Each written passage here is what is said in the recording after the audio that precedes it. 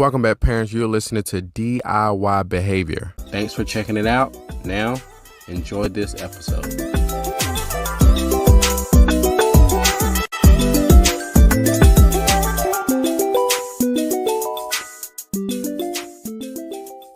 So, last episode, the podcast got a question from a parent about how to tackle compliance issues with her son who struggled in home and in school.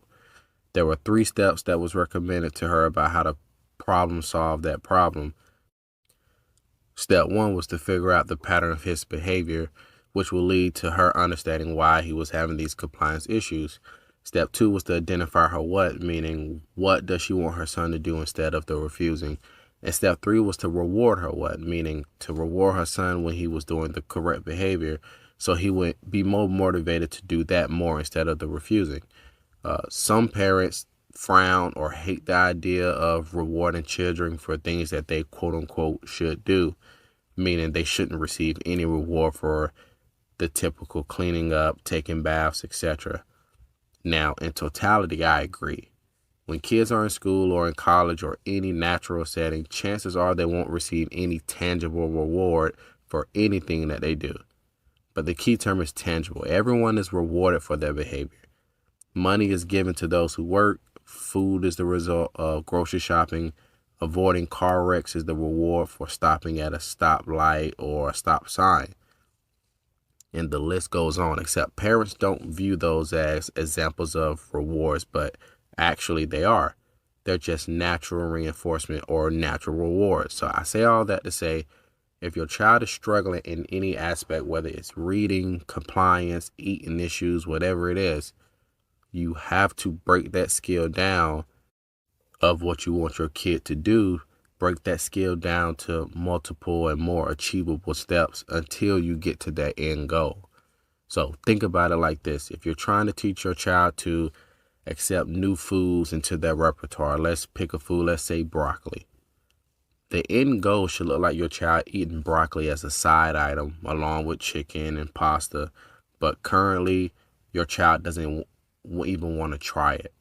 They may even cry or tantrum when you offer it. It would be unrealistic to expect your child to eat it as a side right now, or even eat it without expecting a reward, giving them a reason why they should eat it. And right now, your kid may not eat broccoli because your parent just telling them to eat it. But in their point of view, why should they? So breaking that end goal down into more manageable steps could be cutting one broccoli into small pieces, and after one bite, you can offer your child a goldfish or any other food that your child enjoys. So the beginning step, it may look like your child taking 5 to 10 bites of small pieces of broccoli and have a goldfish after every single bite. Right? That's just the beginning goal. It's not the end goal. So the second step could be 5 to 10 bigger bites and goldfish after each bite. And the third step can be 5 to 10 bigger size bite and goldfish after each bite. Step 4 could be 5 to 10 regular size bites of broccoli, and it could even be with them feeding themselves with goldfish. And you just keep adding to this step. You keep adding to this step until you get to the end goal where there's no goldfish and the broccoli is served as a side.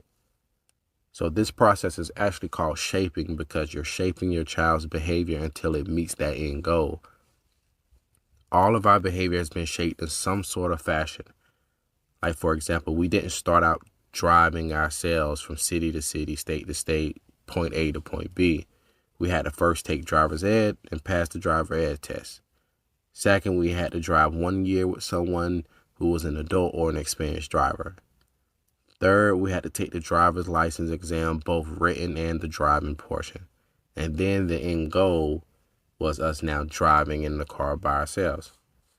One very effective method for teaching your child a skill, or for you as a parent to problem solve, is to shape your child's behavior by 1, identifying the end goal, meaning what should the behavior look like when you're done working on it, and 2, break that end goal down into smaller and more manageable steps.